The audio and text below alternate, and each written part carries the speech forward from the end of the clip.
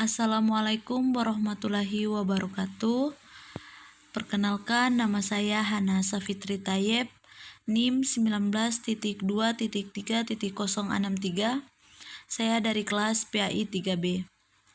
Di sini saya membuat video pembelajaran untuk memenuhi tugas ujian akhir semester atau UAS dari mata kuliah Statistik Pendidikan.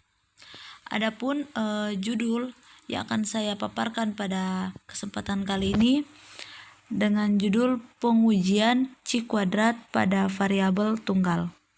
Langsung saja ke materi. Pengujian C kuadrat pada variabel tunggal. Pengertian C kuadrat. Teknik C kuadrat, skala yang digunakan adalah skala yang bersifat nominal. Hal ini berarti jika data berskala interval, maka tidak dapat diolah dengan C kuadrat, tetapi menggunakan teknik uji T atau uji F.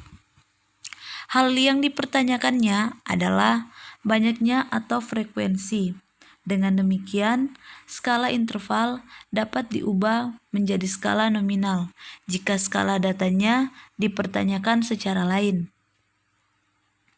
Untuk menganalisis perbedaan frekuensi C kuadrat pada variabel tunggal digunakan rumus berikut.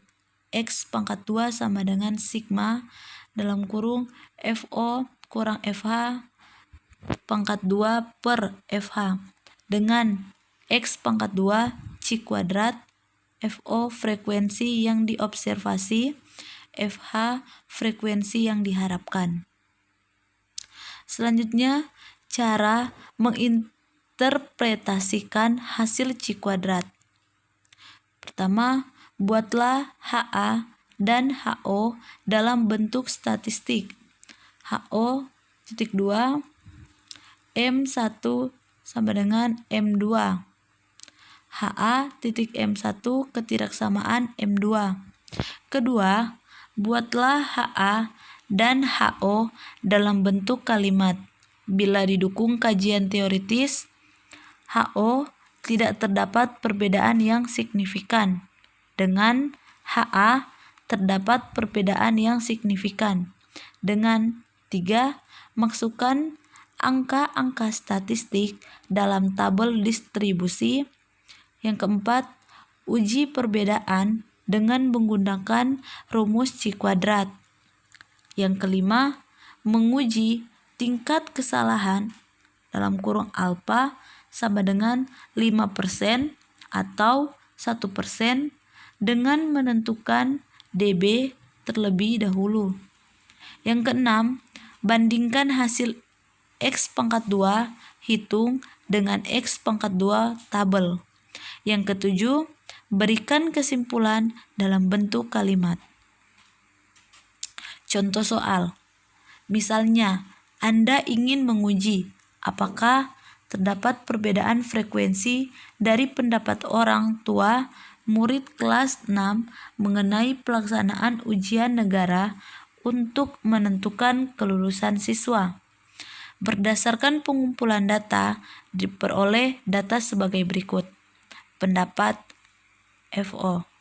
Setuju ada 18, ragu-ragu ada 20, tidak setuju ada 46. Total semua 84. Berdasarkan data di atas, rumuskan hipotesis dan berikan kesimpulan TS 0,05. Jawabannya, langkah-langkah untuk menjawab pertanyaan soal C kuadrat. Yang pertama, HO dan HA dalam bentuk statistik. HO titik 2 M1 sama dengan M2. HA titik 2 M1 ketidaksamaan M2. Yang kedua, HO tidak terdapat perbedaan yang signifikan frekuensi observasi dengan frekuensi harapan. Pendapat orang tua murid kelas 6 mengenai pelaksanaan ujian negara untuk menentukan kelulusan siswa HA terdapat perbedaan yang signifikan frekuensi observasi dengan frekuensi harapan. pendapat orang tua murid kelas 6 mengenai pelaksanaan ujian negara untuk menentukan kelulusan siswa. 3 dan 4, angka statistik dalam tabel distribusi dan perhitungan C kuadrat. FH sama dengan 84 bahagi 3 sama dengan 28. Keterangan titik 23 sama dengan kategori setuju, ragu-ragu, tidak setuju. Yang kelima, menguji tingkat kesalahan dalam kurung alfa sama dengan 5%. DB sama dengan K kurang 1, DB sama dengan 3 kurang 1, DB sama dengan 2. X2 hitung sama dengan 17,427.2 X2 tabel sama dengan 5,99. Yang ketujuh, kesimpulan. Terdapat perbedaan yang signifikan frekuensi observasi dengan frekuensi harapan pendapat orang tua murid kelas 6 mengenai pelaksanaan ujian negara untuk menentukan kelulusan siswa. Latihan yang pertama, uraikan apa yang dimaksud dengan analisis komparatif. Yang kedua, jelaskan yang dimaksud dengan teknik C kuadrat. Yang ketiga, uraikan manfaat teknik C kuadrat. Yang keempat, buatlah sebuah ikhtisar mengenai berbagai kegunaan tes C kuadrat dalam praktek kehidupan sehari-hari, terutama dalam kegiatan penelitian di bidang pendidikan. Rambu-rambu pengerjaan latihan. Yang pertama, untuk menjawab nomor ini, ada baiknya Anda mencari makna dari kata dasar analisis dan komparatif dahulu. Setelah itu, Anda menganalisis lebih dalam mengenai apa yang dimaksud dengan analisis komparatif. Yang kedua, baca baik-baik dan pahami pengantar pada submit ini. Dalam penjabarannya, Anda akan menemukan inti dari jawaban, dan Anda dapat dituliskan dengan menggunakan kalimat Anda sendiri. Yang ketiga, dalam memahami manfaat teknik C kuadrat, terlebih dahulu Anda harus menelaah jawaban dari nomor 1. Setelah itu, Anda akan menemukan manfaat penggunaan teknik ini. Anda juga dapat menemukan manfaatnya dengan memperhatikan contoh-contoh soal di teknik C kuadrat. Yang keempat, dalam menjawab soal nomor ini, silakan Anda mengamati dan menelaah kasus yang terjadi dalam dunia pendidikan yang dalam pemecahan masalahnya menggunakan teknik C kuadrat. Perhatikan pula variabel penelitiannya. Selanjutnya ada rangkuman. Yang pertama, teknik C kuadrat termasuk dalam teknik analisa komparasional. Yang kedua, teknik C kuadrat digunakan untuk melakukan analisa komparasional yang mendasarkan pada perbedaan frekuensi dari data yang sedang diselidiki.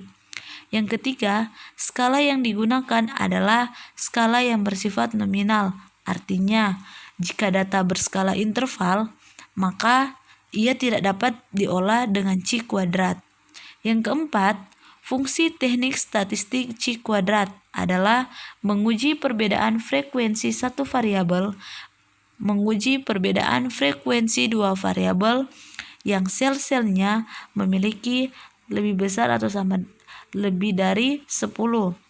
Menguji perbedaan frekuensi dua variabel di mana terdapat sel yang memiliki frekuensi kurang dari 10 menggunakan rumus koreksi. Yaitu menguji perbedaan persentase, menguji perbedaan normalitas distribusi. Baiklah, itu dari saya. Mudah-mudahan bisa jadi referensi dan manfaat untuk teman-teman. Lebih dan kurangnya saya mohon maaf. Wabillahi taufiq wal hidayah. Wassalamualaikum warahmatullahi wabarakatuh.